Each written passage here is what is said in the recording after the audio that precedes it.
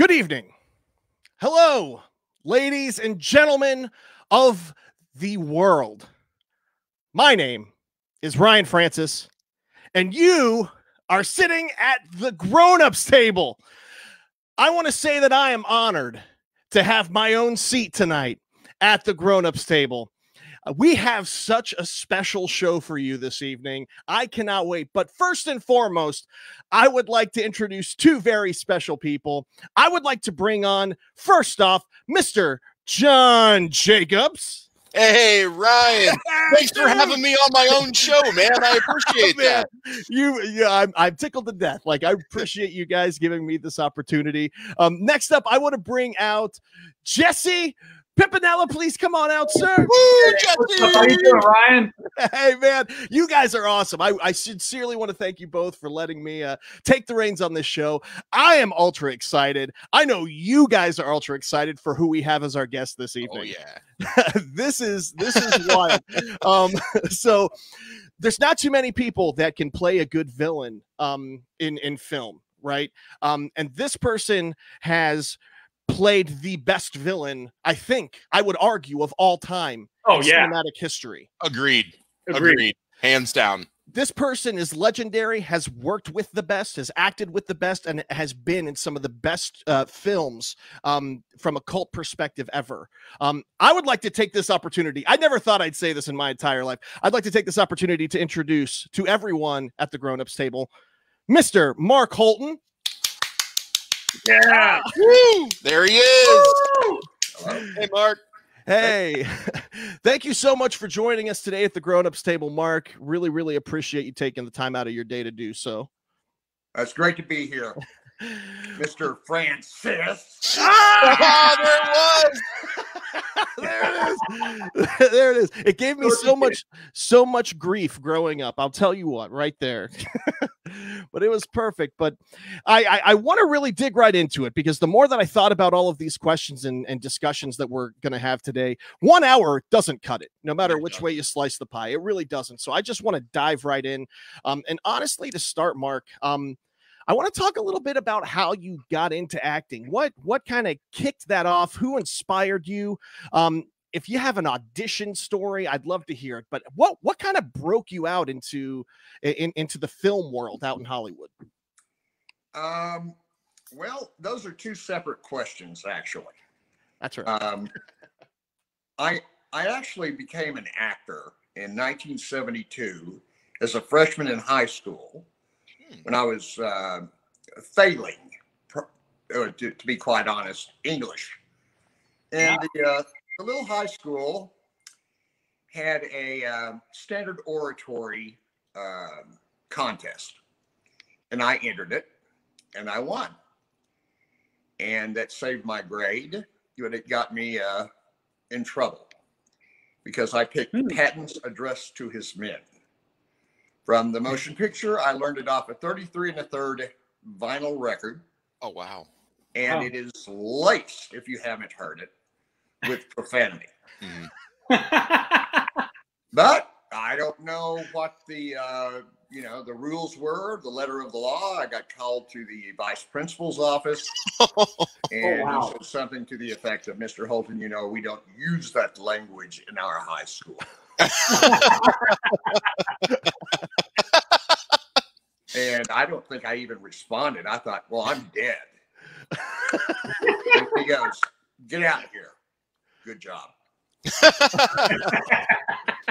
So that opened the door to be a speech department member and start going to contests, speech contests, tournaments, doing dramatic duet, dramatic interpretation, humorous duet, humorous interpretation, and poetry. I stayed the hell out of debate and extemporaneous speaking. But that would have been my sophomore year. And then my junior year, I made it to nationals. And I don't know if I made it to the final round or not, but the three judges were a priest and two nuns. And I was doing a little scene from I can't remember the name. Anyway, it had a character death in it that was evil. And they put me at last place, and their only comment was, "Your material did not coincide with our beliefs." Oh, Done. So I had traveled all the way to Indianapolis, and it was the 50th anniversary of the National Forensic League. And so going to these tournaments or whatever got me into the university of you know, with a nice setup or whatever. I had work study and got in the theater department and started doing plays there. And then when I got out of college, I went to a non-union dinner theater. And after I finished those tours, I thought, well, God, there's nothing for me around here. I'm gonna try radio. So this station was on I-40 in the middle of nowhere, and they were what was called at the time an MOR station, middle of the road. No flexibility in the playlist. So I was following literally Willie Nelson with Blondie. So there's just so long of, you know, letting them kill your soul that you can put up with. And I finally, I said, you know, I've got to do something. I've got to go. I've got to go to Manhattan. I've got to go to Hollywood. I've got to get out of here. And I had been to New York. I would go there every spring break and see as many plays as I could. Oh, wow. I was able to see some of the greats like Giro Mostel, Jason Robards, you know, plays like Equus. Oh, wow. So it really, you know, put the hooks in me. And I was still trying to make a decision. One night I was up late and I was watching a talk show, and the guest, I think it was, I can't remember, but you know, he said, he asked the guest, why did you choose to go to the Los Angeles area rather than try for Broadway? And he said, well, I was from a small town and I knew myself pretty well. And I just figured psychologically, it would be a lot easier for me to rub bumpers than to rub elbows. I had never been to LA, so I packed up my little Pontiac Astra, my 10-inch black and white television, and my little cassette player boombox, and threw the rest of my stuff in there and took off. Wow! And I had a friend of a friend, and he asked him. He said, "You know, can you help Holton out? You know, tell him the areas where he needs to look for an apartment, and the ones where he needs to avoid." And he said, well, just have him stay with us till he finds an apartment. Oh, wow. So, okay, that was great. I get there, and his wife worked in casting at Paramount. Whoa. So she didn't have to, read with all these people, you know, trying to fill all these roles. She would call me in. Huh. And then she called me in to help cast Webster. Really? When they were starting that series. And at the end of it, they said, well, guess what? We're going to write you into the last episode. Congratulations. If you don't have your SAG card by then, you will. Oh, wow. Yeah. So I was doing, you know, waiver theater, improv, and, you know, tried to stay busy with that. And then the next thing I know, I was doing television and then movies and commercials. And it's just, you know, you know, people say, you know, how you doing? And you know, I'm going to just steal a line, you know, it's better than I deserve. So. Wow. That's an incredible story. It really is.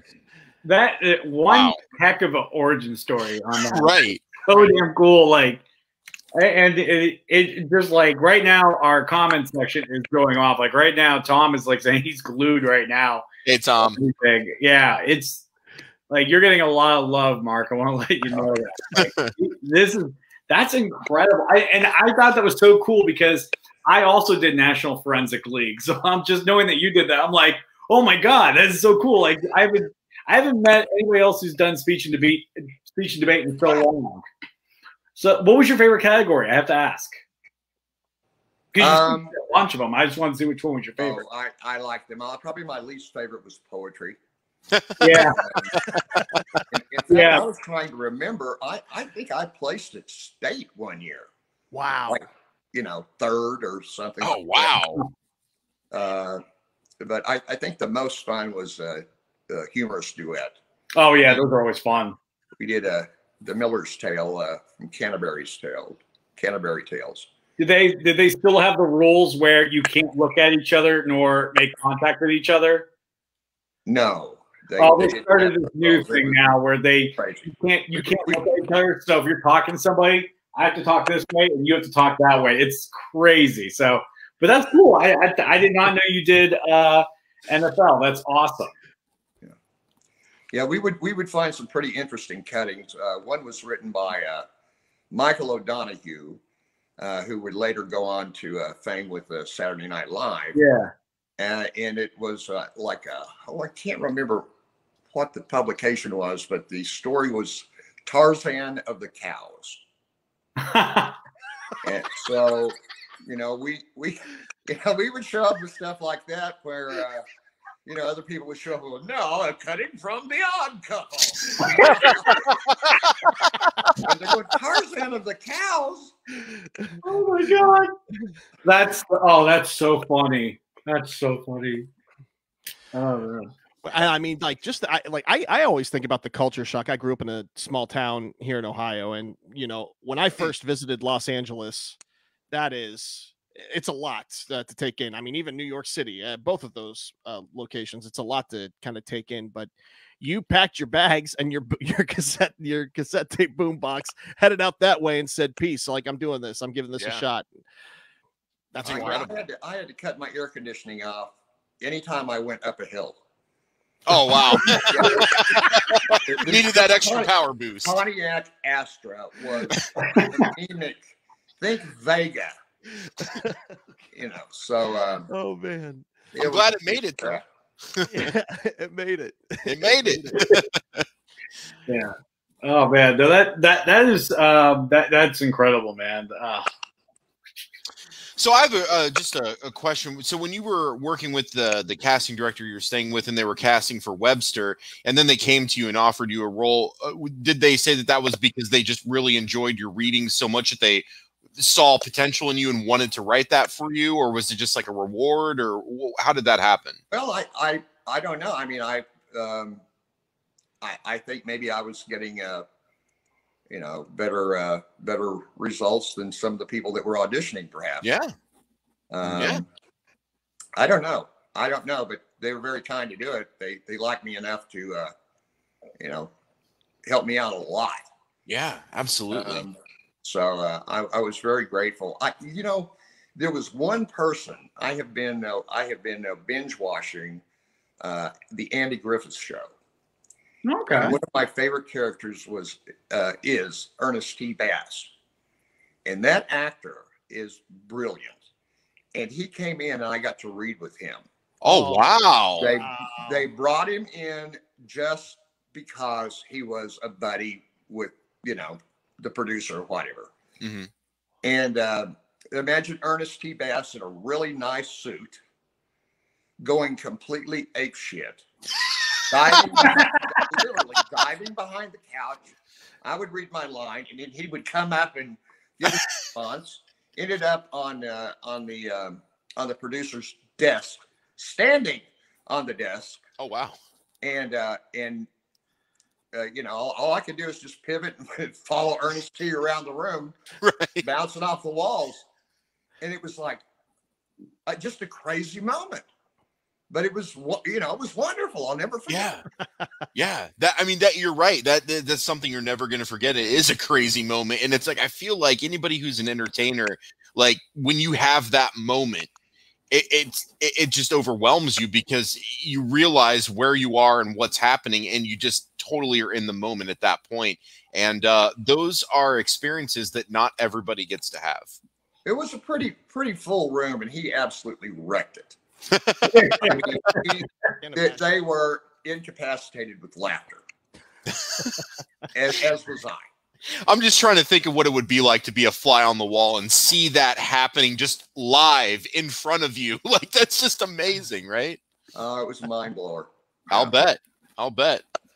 And I mean, this is the beginning of really a long career of entertainment. Like, this is really what thrust you into Hollywood per se, because that was, you know, that's where you ended up grabbing Teen Wolf. You ended up getting Leprechaun. I mean, a lot of these kind of fell within the same time frame as well, which speaks volumes of the talent and the persistence that you had at that period of time. Absolutely.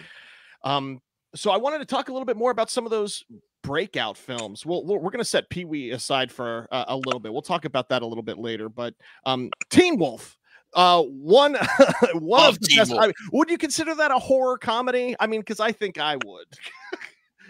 I don't know if I'd put it in the horror category, but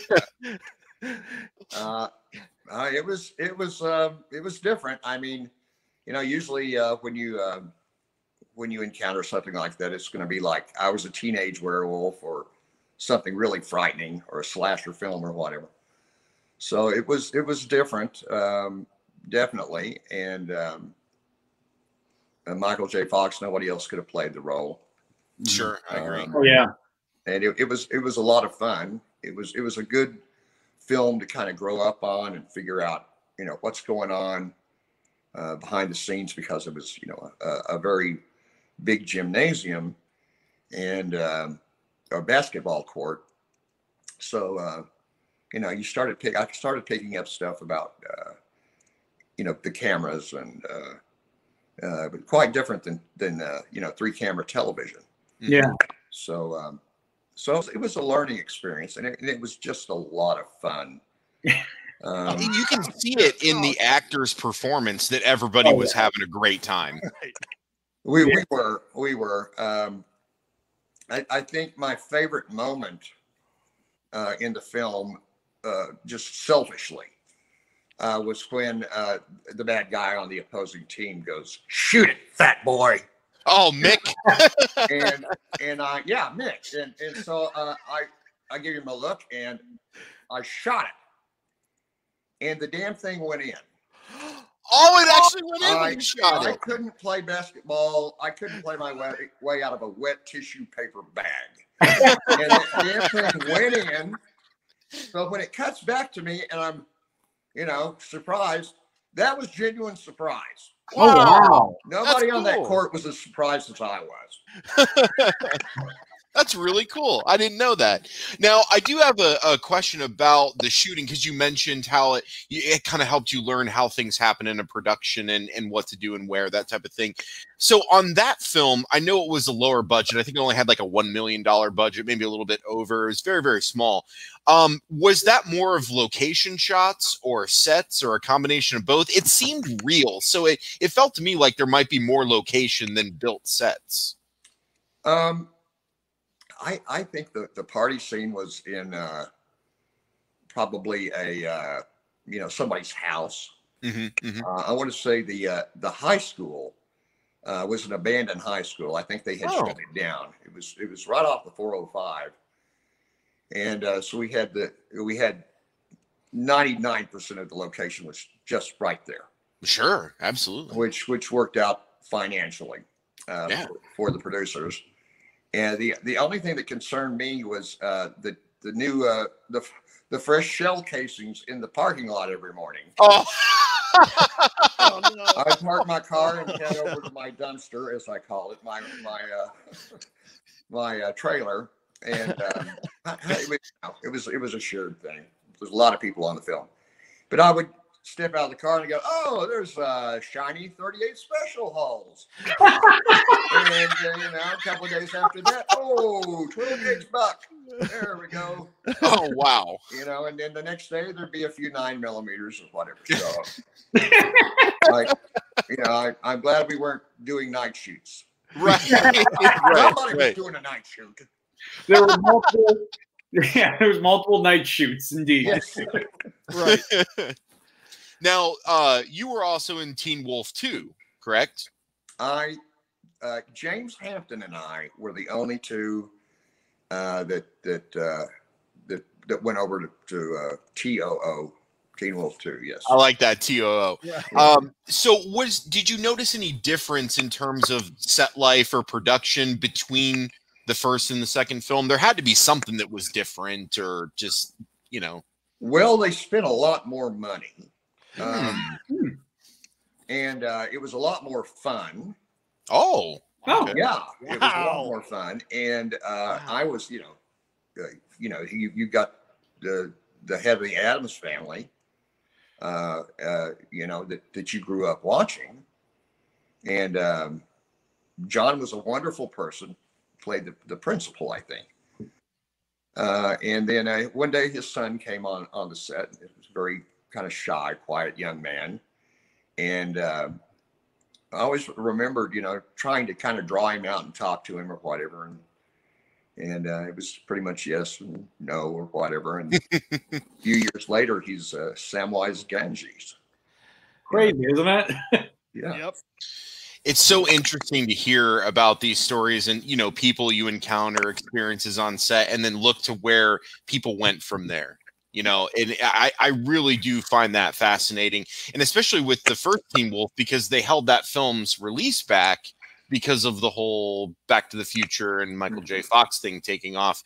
How did you kind of navigate that situation, knowing that a film you were in that was slated for a certain release is now getting pushed back? Did that bother you at all? Were you okay with that? I was probably oblivious to the whole thing. Okay. I mean, towards the end of the shoot, this mile-long limousine from, Back to the Future would show up to collect Mike. Oh, wow. And he would hop in, and go off to start shooting at night at the end of his day. Mm-hmm. And if you look at the films back to back, Mike Fox always, he said, "Oh, I had to go through so much makeup with that wolf makeup or whatever, and that's why I didn't do part 2." Really? Right. Maybe. Maybe, or do I not want to go backward? Right. Ryan, what's another film that you want to discuss from kind of Mark's filmography? Well, what's really interesting about that, because I think that the 80s are really interesting with the films that you did, because one of the most iconic Mark Holton moments comes from the classic film Naked Gun from the Files of the Police Squad. And it's the one line, but it is the most iconic. I would venture to say it's probably the most iconic line of the entire film. And so I'm assuming that when you recognize Leslie Nielsen as Enrico Palazzo, that was probably a one-day shoot. And that was it. It was a half-day shoot. Half day, yeah.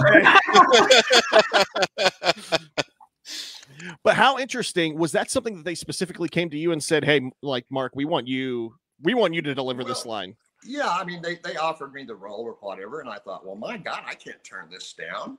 Right. I mean, I was a huge fan of Airplane, and you go back to there was a series.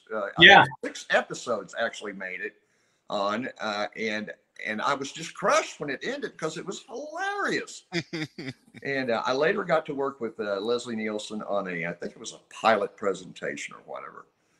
And he was just a guy that you would want for your neighbor. He was that's really cool to hear. Awesome. Wow. So really cool to hear. Now, one of my other favorite movies is A League of Their Own. And in A League of Their Own, you have a scene with Gina Davis at the end, which is fantastic. Now, was that just another one-day shoot since it was just one scene, or was it 2 days, or how'd that plan out? Well, no. Penny had me flown out to, I can't remember where they were filming. It's been a long time, guys. Mm-hmm. Yeah, okay. She wanted to meet me and go over the lines and talk about the character or whatever. And so I just kind of hung out on the set. And I was waiting to go talk to her, and all of a sudden I hear this loud voice, and this door swung open and slammed open of this dressing room. And I don't know what came out of her mouth, but you could hear her for about 5 blocks, and it was Rosie O'Donnell. I waited for my wardrobe. Something like that. I went, that's Rosie. Oh, okay. So anyway, no, and then we did a follow up where, of course, we went to shot those scenes in the Baseball Hall of Fame, and we were getting ready to start filming that day, and I had bought a little present for Penny Marshall. I heard she liked a really good quality sake.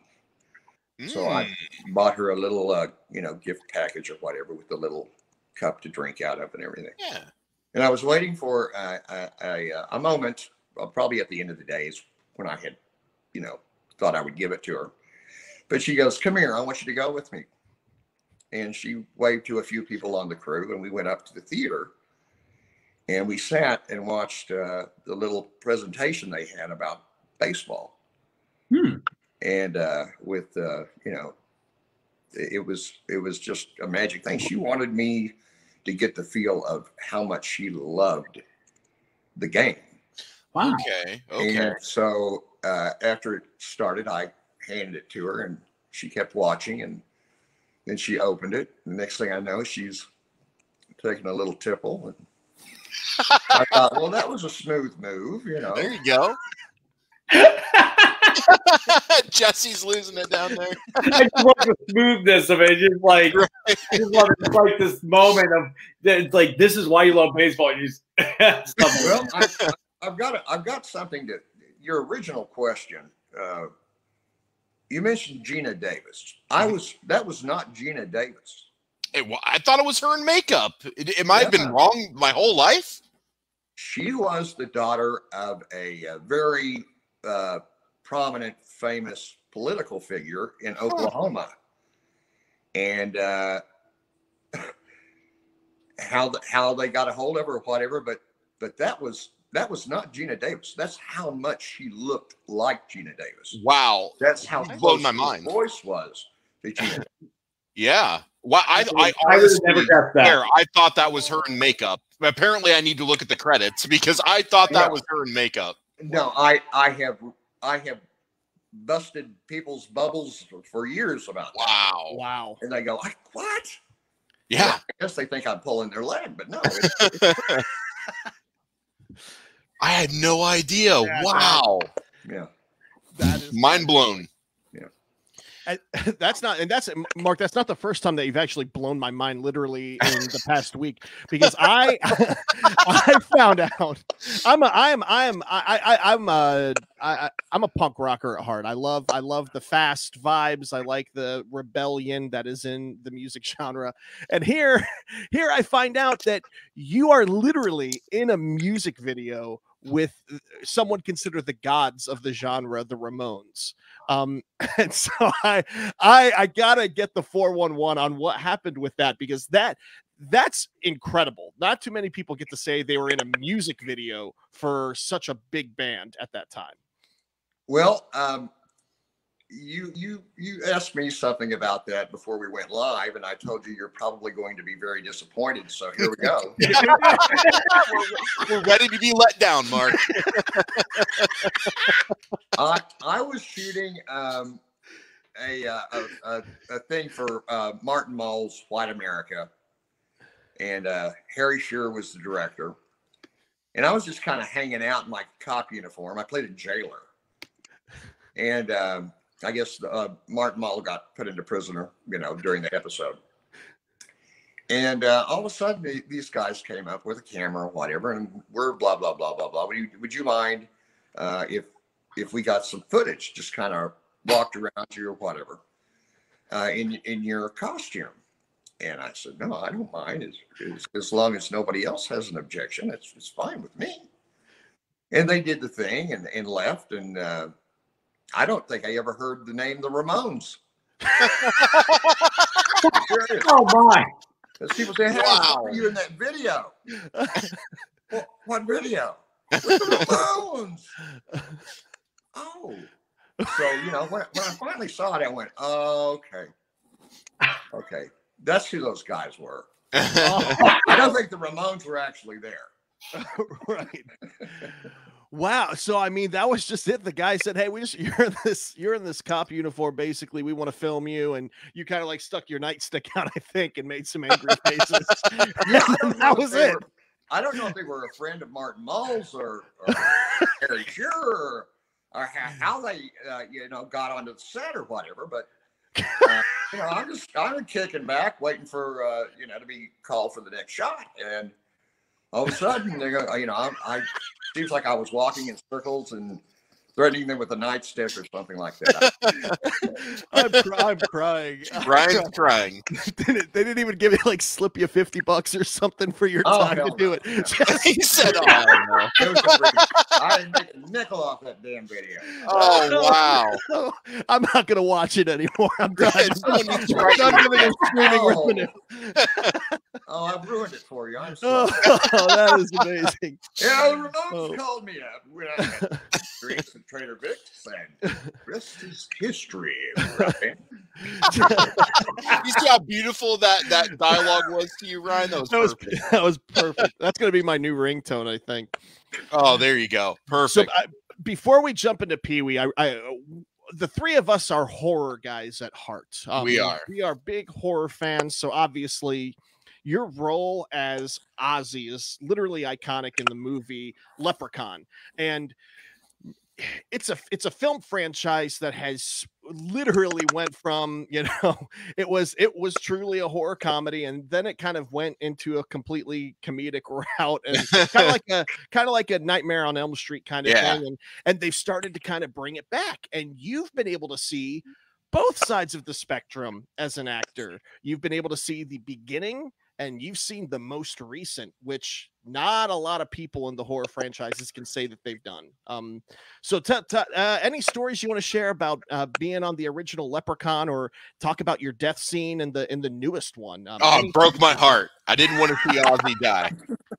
Spoiler alert. Well, the movie's 3 years old. No more spoiler alerts. The nice thing about playing a ghost is there's no dialogue to memorize. So you have to do other things in Cape Town. No, it was fun doing part two. I've talked extensively about Leprechaun, and in fact, again, before we went live or whatever, I had to pop in and out because I had some heat and air guys here. Got my air conditioner back on, thank you. Oh my God. And one of them said, "Man, Leprechaun, that movie scared me to death when I was a kid." So anyway, I don't know. No, there's nothing. There's all I can say is we were a big happy family. Yeah.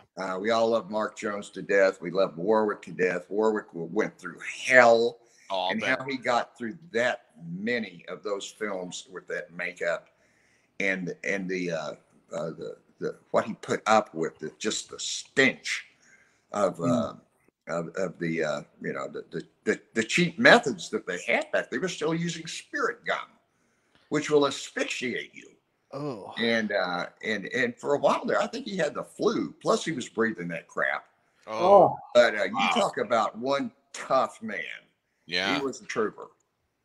And totally agree. He has really everything that he's accomplished. He earned. Oh, I completely agree.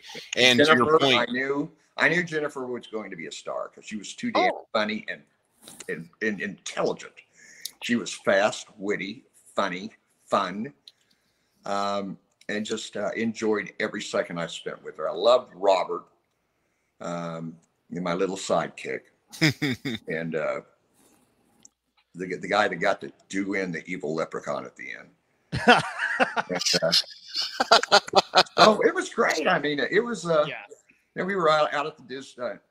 No, it wasn't the Disney Ranch. It's wherever they shot Little House on the Prairie. And one day, we showed up on the set, and there are these beautiful new director's chairs with our names. Oh wow! In the emerald green. said, well, what? Where did this come from?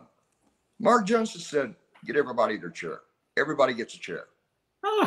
That's awesome. That's really cool. I like to try Mark films, tooth, fang, and claw, just to get a crane for a couple of days. But he got it, and he got it done. And anyway. What a great guy, though, to just get everybody a chair. I mean, that's a big deal. I know that's a big deal. Yeah, I mean, that's and I don't know that Mark might have done it right out of his own pocket. Oh wow, even better if he did. Ask him about that. Yeah. Now, real quick before we transition into Pee-wee, because obviously that's going to take up the bulk of our conversation, we did just want to talk about another horror film that you did, which was Gacy. And I loved this film, and I absolutely loved your performance. I know we briefly talked about that before we started the show.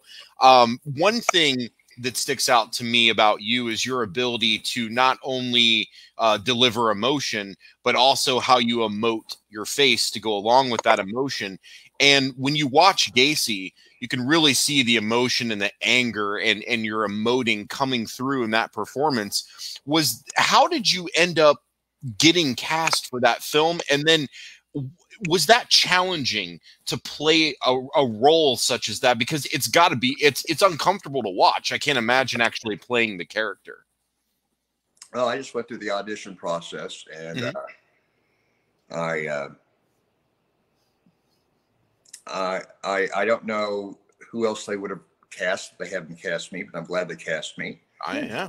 And it was a chance to finally, not be a featured player, a supporting role.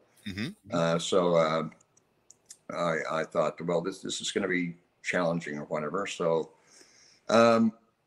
it turned out to be the hardest film I've ever done, because it's the only time that I had a poor relationship with the director. Oh, no. I'm not going to go into that because I've gone into that enough. Not a problem. I got a personal email from him, and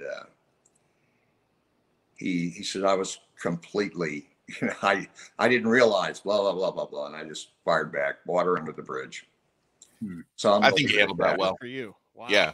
But I will tell you, one of the most disgusting scenes takes place in the crawl space. Okay. I would imagine. Giant Madagascar roaches. Oh boy. And just crawl in front of the camera over the roaches. And we'll be done. And we'll be done. Like it's nothing. We're gonna need one more. We're gonna need one more. Whatever. One of the roaches got on the lids. God knows what. I know. So I'm as I'm crawling, I'm hearing crunch. It was wonderful. So at the end of it, the roach wrangler was catching them, and I mean, if he didn't get them all, then I'm sure that soundstage was cursed for now on. But from then on, and I said, "Can I have a couple of those things?" I had 2 young sons. So we had a little, the little basket, cheap, plastic black basket thing, and put them in there, and I took them home, and they were hissing cockroaches. Oh, even better. I had Daddy brought home the hissing cockroaches from Madagascar. Yes, and one day I look over, and there's something in there. They started to kind of smell. Okay. And I thought, are those eggs? Oh no! Oh no! Oh no! Oh, that's disgusting. That's disgusting. They got a burial at sea in the incinerator. I don't know. They escaped, kids. Oh my god! We never got to see the hatching. Then they were disposed of before. Oh well. Yeah. Not a good pet. I have to say, in that movie, one of my favorite, they're like these small moments. is when the neighbor comes to your door and be like, "Hey, it stinks under there," and how well like your character. There's so much emotion that you go through. Like, oh, it's cool, but then they walk away. There's this moment in your face where you could see the sinisterness, and it was just so brilliant. I just wanted to, like, you had like so many emotions all in one. Like, hey, how are you doing? Good neighbor. And then he walks away and it's like, and I thought that was just phenomenal. I just thought Thank you. the tone of that character, brilliant. Well, the thing that I always tell people is every day when I went home, I felt like I needed to scrub my brain out with a toilet brush. Wow. We went to I guess the first production meeting, and a new book had just come out about Gacy. I guess, I don't know, there's been a million.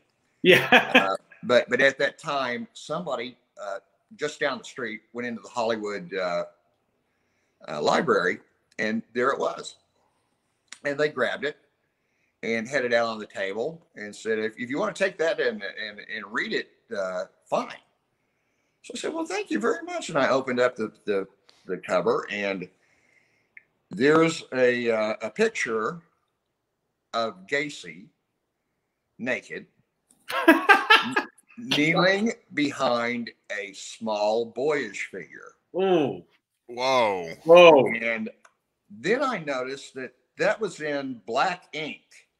And then someone else had taken the time to draw a rope in pencil around the boy's neck and back of Gacy's hands. Oh, wow. And yet a third person had written in that real wavy 1960s kind of acid dream lettering, dreams across the top. Ooh. And I looked, and it had been checked out 3 times. Oh, So yeah. Closed it. I said, Yeah. "You read it." Right. Oh, yeah. You got this Watch one. with my on hand here. Oh, Wow. man. Yeah. Wow, that is dark, and it just I can see why you said, when you have to come home, you have to scrub your brain out with a toilet brush. Oh my. Wow. Man, that is but like I said, you went all out in that film, and like there was times where I forgot it was you, and that which I was like, oh, Mark's gone. Gacy's here, and like, so hats off, man. Well, thank you very much. I have a film that's a real sleeper that I doubt anybody that sees this has seen it. And it has actors in it like, C. Thomas Howell. Oh, wow. Oh, wow. Okay. And also, let's see, Robert Carradine. Oh. And the late, great, oh God, it's one of those things. You think of somebody, you know their name. Yeah. And it just pops out of your head. I hate it when that happens. Anyway, you'll see it. It's called Hoboken Hollow. I saw that on your IMDb last week. It's pretty trippy. I play a very different flavor horror character in that. Okay. I'm going to check that out. Oh, for sure. Yeah, absolutely. I'm into that one for sure. 100%. But it was quite an experience. We were in the middle of nowhere. We were 80 miles from Austin in hill country at a hunting ranch in little cabins or whatever. Okay. And so it was quite an experience and a lot of fun. And it's not the best film in the world, but it is based on a true story about the Texas slave ranch. Oh. Oh, wow. Okay. I mean, I just thought I'd throw it out there because a lot of people, I'm sure a lot of your watchers or whatever are horror fans, and they're might be looking for things they've overlooked. So there you go. Well, I'll be watching that this weekend. For sure. That's on the list. That's that is absolutely on there. the list. Yep. Yeah, I definitely. I looked at the people you worked with on that. Man, it was stacked. I gotta check this movie out. Dennis Hopper's in it and everything too. It's like Dennis Hopper. Thank you, God. That's it. There it was. You know, Brando, Bill, Danny Brando. Yeah, that guy. yeah. Marlon. Oh, yeah, I knew that. But wow, that's definitely on the watch list now. Yep, watching that this weekend. Yeah, well, you know, if you go, you know, if you spend $1 to watch it, then don't come to me to get your $1 back if you don't. I'm going to write you an angry letter. Mark, I want my money back. This was the recommendation. Well, Brian. Here, you know, we talked about John Wayne Gacy, and, you know, that guy's a bad guy and all. He's quite the villain, but there's one villain that I truly believe tops it all, like in cinema history, and that's actually Francis Buxton, in my opinion. I think Francis Buxton was such a bully, but one of the most iconic characters, and a character that has lived on for ages. That was obviously the role that I fell in love with you on, and that was what I think America literally fell in love with you when you played Francis Buxton in Pee-wee's Big Adventure, because I mean that's one of the trippiest shows and launched so many careers.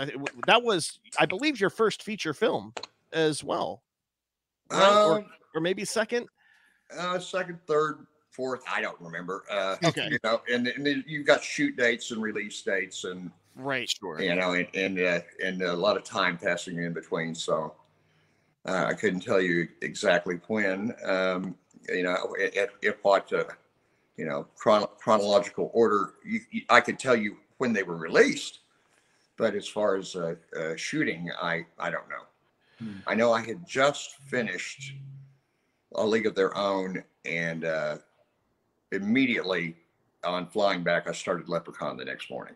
So, wow. I didn't know they were that close together. Wow. Real close. They're too close to make a trip home. I had to stay in a hotel. Wow. These little people went by me. I went, "It's Willow." That's Warwick Davis.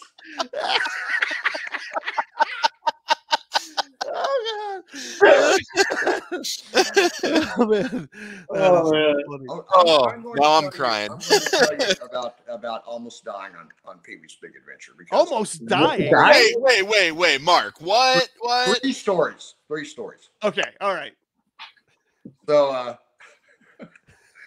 the first one, I think it may have made it into a director's cut later on. Pee-wee is on a tightrope in a dream sequence. And he looks up, and coming toward him on the tightrope is a bear on his bicycle. Yeah, it's trippy. All right. Now, when they shot it from Pee-wee's POV, point of view, they had me in this bear suit from probably the 1940s, and it was a real dead bear. Oh wow! Oh, heavy as hell. That weighed about 3 million pounds. Oh wow! So I'm on the bike, and they've got kind of a thing that keeps me from tipping one way, but nothing from tipping and going onto a very hard concrete sound floor on the other side. Yeah. But they've got me at enough of an angle that, of course, my, balance or whatever is going to keep me from going over. And on action, the first take, we start rolling the bike, and the weight of the suit, and maybe whoever put the bike together never thought that much weight would be on the handlebars. They slipped. Oh. And I started tilting. Oh. And I went, I'm dead. Oh my. Yeah, I'm going to go splat. Maybe of course I had taken my helmet off, I think. Yeah. But anyway, these people just came out of the woodwork, and they're grabbing me. They're grabbing, save the bike. Save the bike. No, nobody said that, but it would have been really funny. I'm sure there was somebody thinking that. Right. Shit, save the bike. But anyway, when was the other time? It was in the bathtub scene. Great scene. Oh yeah, Great scene, yeah. You're playing with your ships and Yeah. fighting, spitting them out, playing with them like I would have as a kid. Pee Wee and Francis fight underwater like Tarzan and an alligator. Yeah. Yeah. So I'm standing out of the pool, and I'm standing in a puddle of water, and I'm soaking wet. And they wanted to get a shot of Professor Tanaka, who is Francis's butler. Yep. Jumping into the pool. And Professor Tanaka was a big, heavy man. So what you can't see are the miles of very big diameter electrical cables. Oh, like spaghetti. Oh. So Professor hits the water. It's a tidal wave washing over all this electrical equipment, and I'm standing next to like a junction, barefooted in the water. Oh wow. And I'm going 1001, 1002. I'm still alive. And I noticed there was a little step up behind me, and I stepped up there, grabbed a towel, and stood on it. That scared the crap out of me. You could be very afraid in a very short period of time. And I was. Wow. But the biggest shock of fear in that film was at the drive-in movie. Really? That seemed like some. Oh wait, that was the ejector. You were on the bike. You had the ejector on the bike. Yep. So it's a night shoot. We're out there, and I'm standing on apple boxes on either side of Pee Wee's bike. And they had built a harness for me, and they had 2 steel cables going up to a telescoping industrial crane. I mean, one of the big boys. Oh, wow. So on action, the crane operator has to pull me up. Whoa. Well, it wasn't pull me up. It was bang. I'm launched. Oh, wow. And the earth is getting smaller and smaller underneath me. There was stuff coming out of my mouth I didn't even know I did. And Bill Hartman and the rest of these guys are just collapsed in their director's chairs, laughing at me. And you get to the end, and the crane stops, but I keep going. Uh-oh. Oh, geez. So you've got that moment of bounce, bounce, bounce. Every bit of that energy goes right in the old family jewels. Oh no. So I had to do it more than once. Oh no. That night I had a very high voice. Oh wow. I would have never thought. I did not even think that launch was an actual launch of Francis Buxton, but it was. I don't know what they used and what they didn't use, but I know where I was. I was very close to other planets.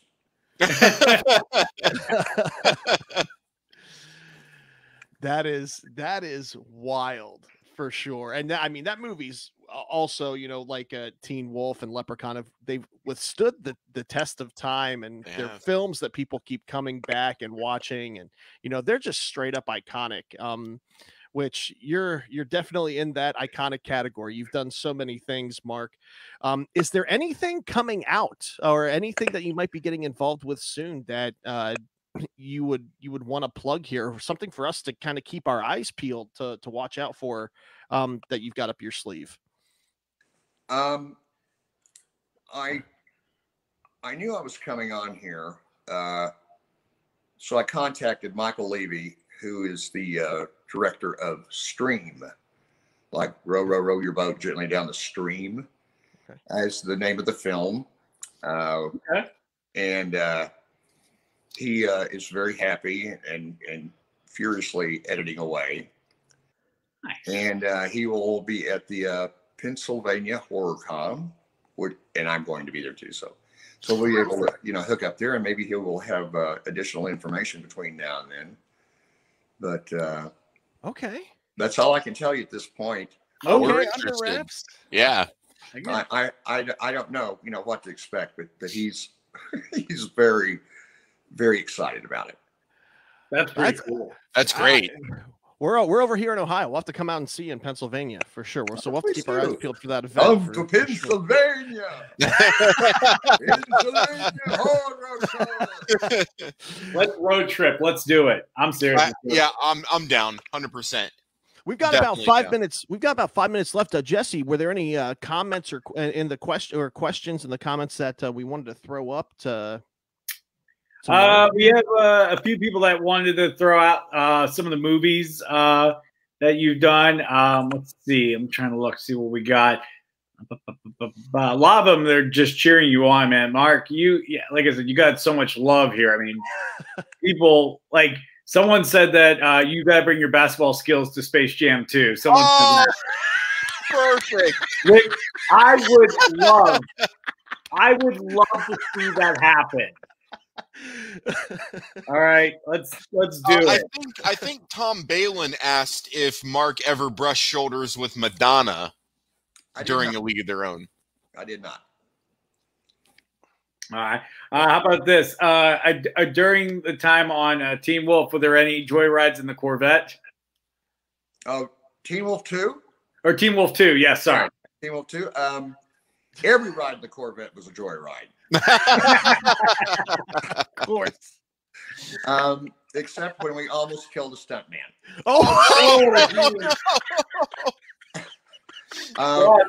There seems to be a lot of death-related things here. Todd is supposed to bump this guy on a bicycle. It's supposed to kind of bump his rear tire, and he runs off the road. Mm-hmm. Well, on the first contact, it didn't bump him; it ate the rear tire. So all of a sudden, this guy's ass was right on the hood of that vet. It was we were going slow, but it still scared the crap out of everybody. He was okay. It was a stunt man. But it's another one of those, examples of it just takes a very short period of time to be very afraid. Tom Cook has a quick request. He was asking if you could say this line. No. Sorry, Tom. Another time. Sorry, Tom. No. What is it? All right. Here's another good one. Would you ever do if they could write you into another Leprechaun, would you do it? He died. Like a ghost. He could come back as a ghost. That's I guess. Alternate dimension. You gotta be creative, Ryan. Okay, get creative up there. I would never say yes until I read the script. There you go. Read that script. There you go. I will answer it that far. I would read that script and consider it. But I don't want to go any farther than that. Definitely. Yeah. Ozzie's ghost is naked on a pony. Well, we've about riding in on the back of it, like riding. Yeah. Well, we've about reached our time. I wanted to call out, Mark, you just opened an Instagram. You're very easy to talk to. Fans can follow you on Instagram there. I know we've got a store, the Mark Holton store. I got this gem, this beautiful mug. I drink my coffee out of it every morning from the Mark Holton store. And Mark can also be found on Cameo. So Tom Cook, if you wanted that shout out, I'd be willing to bet for a small price. you'd be able to get that quote on a Cameo video call. Hey, I feel bad now. No, I think that's super fair. I agree. If Tom wants it, he's got to pay up for the Cameo. There it is. Ryan, I want to thank you. You're the only one of your group that ordered anything from my store, and you ordered 2 items. Oh, absolutely. I'm probably going to order more. more. These other 2 deadbeats. Hey, it's my pleasure. I'll be ordering a coffee mug. Where's my credit card? You're like a son to me, Ryan. I'm just I'll keep ordering. We're gonna keep going there. That's Christmas for you guys. It's Christmas for you guys. I expect this as a gift now, Ryan. You've set the bar here. Hey, that's fine. That's fine. But hey, listen, we've reached our time. John, Jesse, I want to thank you both for allowing me to be a part of this and hosting at the Grown Ups Table. You're welcome. You did a great job, Ryan. Thank you. And Mark, look, I am honored to be in the same virtual room as a legend such as yourself. I really appreciate you being here. Get out of here. Well, hey, you guys are all awesome. Really appreciate it. Thanks for everybody watching. And we will see you next time on At the Grown Ups Table. I know you are, but what am I? Yeah, I know you are, but what am I? I know you are, but what am I? Infinity. Awesome. Thank you all again so much. It's been a great episode. Have a great night, everyone. And hit up Mark on his Instagram. Thank you to Mark as well.